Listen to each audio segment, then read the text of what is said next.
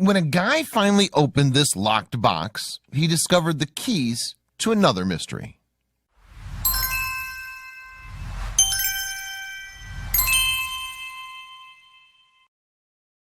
On June 14th, 2018, an Imgur user with the handle mycoffeeartjourney posted a photo of a box next to a banana. The banana was just there for scale, of course, but the box itself was an enticing proposition. So too was the post title. I found a locked safe box at a council checkout. And just like that, an epic journey of discovery seemingly began. The unofficial rule about posting about locked boxes or safes on Imgur is that they must eventually be opened. If the original poster, or OP in imgur-speak, fails to abide by this rule, they risk provoking the ire of other users. It's not surprising then that my coffee art journey's first line of description read, "I'm going to try and open the box." In fact, it seems that the uploader's first thought had been to attempt to live stream their box opening efforts. Unfortunately, however, the technical capabilities required to do this are apparently not part of Imgur's tech. The updates were therefore not forthcoming. "Okay, I'll do this offline and post when I'm finished," the OP later promised.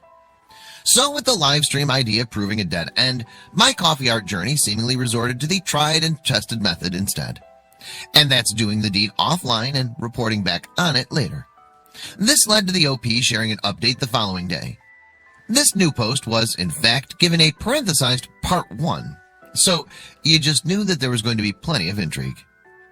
The first line of the new post also promised that there would be more updates to come. "I'll show you where I'm at now and do a Part 2 later," my coffee art journey wrote.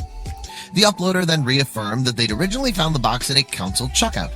Presumably, this means that they picked it up for free before the council had gotten rid of it. However, the OP had subsequently gotten hold of the box, though they had apparently already given it a little shake. My coffee art journey admitted that there was, after all, something inside the box, and while they evidently didn't know what it was, the Imgurian guessed that it sounds like a few coins. The only thing left to do then was to crack open the thing. Unfortunately for my coffee art journey, though, this was seemingly going to be a harder task than they may have originally thought. In fact, the uploader believed that somebody else had already tried their luck getting into the box. From the looks of it, a previous treasure seeker had attempted to drill into the rear of the box to force it open. This clearly hadn't worked, however. But the new hole did apparently give the OP a chance to have a closer look at the locking mechanism, and that seemingly gave him an idea. Using what my coffee art journey ominously referred to as their picks, like everybody has a set of lock picks hanging around, the Imgurian apparently tried to open the lock themselves. Alas, this also seemed to fail, but the OP believed they knew why. "The shaft just spins freely," they wrote. The Imgurian also offered an explanation as to why the shaft supposedly wasn't working. "I'm assuming the person broke the lock and was unable to open it," they wrote. Specifically, my coffee art journey seemed to think that the drill used in the creation of the hole had damaged the shaft that would open the box. The next experiment that my coffee art journey claimed to undertake was, well, jamming a pencil into the drill hole. Yet, according to the uploader, the pencil just pressed the lock keys down without making any difference to the shaft. The box, therefore, remained distinctly closed. So the OP then seemingly decided to bring out the heavy machinery. "To the garage," my coffee art journey exclaimed. "I have an axle grinder." The only problem was that the Imgurian apparently had no idea how to operate said instrument without causing themselves harm. "It just makes me sweat looking at it," they admitted. Yet that evidently wasn't going to get in the way of them opening this box. So the next thing that my coffee art journey reported doing was clamping the box down.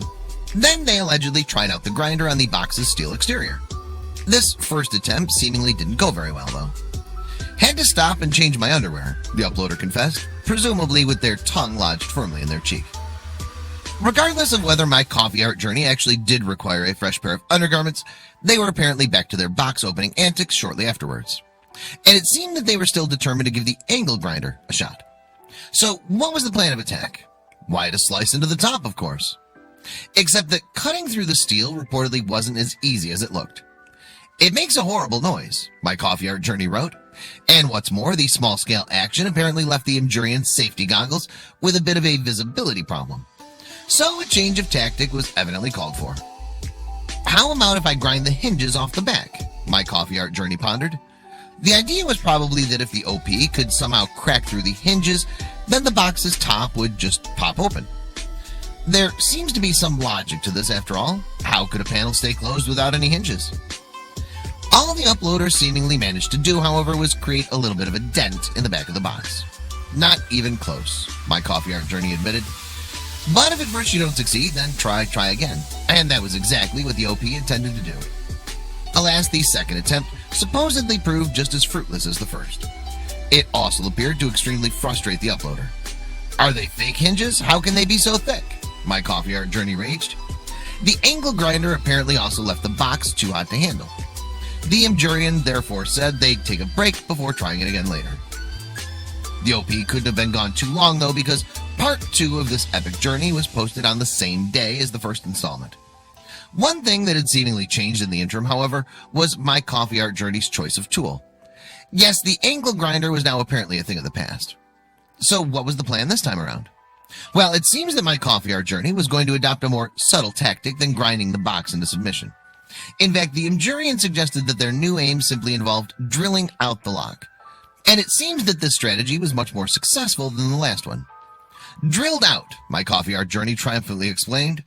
This was accomplished by an image that seemingly offered a better view inside the locking mechanism. So when the exterior lock had been in place, it had presumably been used to turn these pins to pop open the lid. Without the lock, though, it was evidently time to crack out the picks again. My Coffee Art Journey had already documented a failed attempt at using the picks, of course. This time around, then, they seemingly made a few adjustments to their approach in order to guarantee success. And the first step towards this was apparently placing the still-locked box into a mount. I mounted the box in a better position and put a torsion wrench in the lid to provide a bit of feel, the Imgurian wrote on their post. In case you didn't know, a torsion wrench, or tension wrench, is another piece of lockpicking gear. Specifically, it helps to hold down the lock's manipulated pins while the user figures out how to pick the others. Alas, it was seemingly to no avail. The levers never caught, and the box torsion had no effect on the laptop. My Coffee Art Journey. Fortunately for those fully invested in this endeavor, though, the OP apparently had a plan B, and that was evidently the use of a multi-tool. My Coffee Art Journey then chose this moment to include a picture of their robot scorpion. It appears that this has little to do with opening the box. In fact, it was posted in order to make sure readers were still paying attention.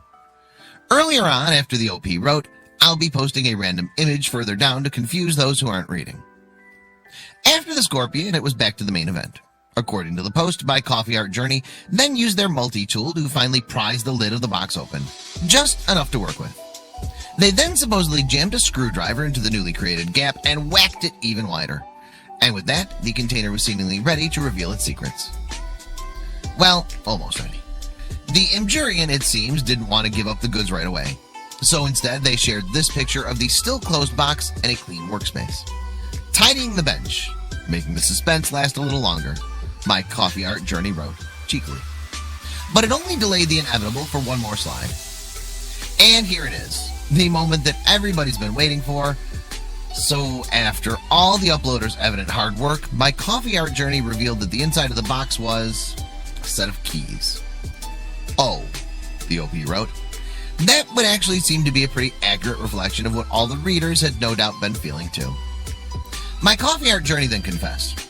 Before you ask, there were no safes or locked doors in the council checkout for these keys. But regardless of the underwhelming income, the OP concluded that they had fun during the journey. And it should be noted that not every Open the Box tale has a downbeat ending. Just take this story, for example. This tale was shared by the Imgurian Thorhees on December 2nd, 2014.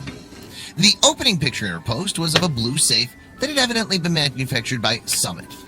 Thorhees accompanied the photo with the caption, I've had this plastic safe for a while and I heard Imgur likes safes. Fortunately, there was very little messing around when it came to getting inside the safe. Thorhees revealed its contents in just the third photo of the gallery, in fact. So for the rest of the post, she presented close-ups of many of the items hidden inside the safe. After a brief look at Thorhees' 2009 homecoming passport, she offered a glimpse at the dozens of ticket stubs she'd apparently retrieved from the safe. The assorted collection featured movie tickets, Broadway tickets, and gig tickets. One dated back as far as 1994, so it seems that this Imgurian might be something of a hoarder. It's intriguing to note the varied interests exhibited in Thorhees' display. If you look closely at the concert stubs, for instance, you'll see the names of heavy metal bands such as Megadeth, Iron Maiden, and Lamb of God. But if you then take a peek at the movie stubs, you'll find family-friendly films including WALL-E, Spider-Man, and The Pink Panther. Voorhees then showed off some souvenirs from her school days. These, for instance, are old coach tickets, and apparently they were a big deal at her elementary school at the time. The Imgurian also revealed some other bits and bobs from her younger days, including novelty erasers and a bunch of stickers. Clearly, the safe has been used to collect sentimental keepsakes from throughout Voorhees' life. Take this next item, for example. At first glance, it perhaps just looks like a leftover piece of trash. But in actual fact, it's the wrapping from the Imgurian's first ever bottle of booze. Moving swiftly on, Voorhees then displayed a see-through box from, by the looks of things, Texas. And inside the box are what appear to be some pretty stones. But if you really look closely, you might just spot a pair of, hopefully, Voorhees' old fallen-out teeth. Nice. The next thing that Voorhees offered was a close-up of some currency. There's a $2 bill on display here, as well as a few US and UK coins among other miscellaneous cash. The $2 bill is perhaps the most interesting though, as it's relatively rare to see them in circulation, or at least they're not as common as $1 bills. In any case, the note was eye-catching enough for the OP to store it in a safe. Voorhees, it seemed, had apparently stored these Discovery Zone tokens, probably as another keepsake from her past. Discovery Zone was, you see, a kind of indoor, soft play and arcade destination for kids. And presumably, to play on its game consoles, consumers needed one of these tokens. They're of no use now, though, as Discovery Zone closed for good in 1999. The Imgurian certainly seems to have a thing for coins, as she seemingly collected a couple of other noteworthy pieces. In particular, there's a $50 featuring the likeness of President John F. Kennedy and a bicentennial quarter. The latter was created in the mid-70s to celebrate, you guessed it, 200 years since the signing of the Declaration of Independence. Finally, Voorhees brought her post to a conclusion by exhibiting a coin seemingly still in its wrapping, featuring Bill Clinton on the obverse. "Where did I even get this?" she asked. Well, that's hard to say. But if the Imgurian is ever in need of a commemorative presidential coin, she now knows exactly where to find one.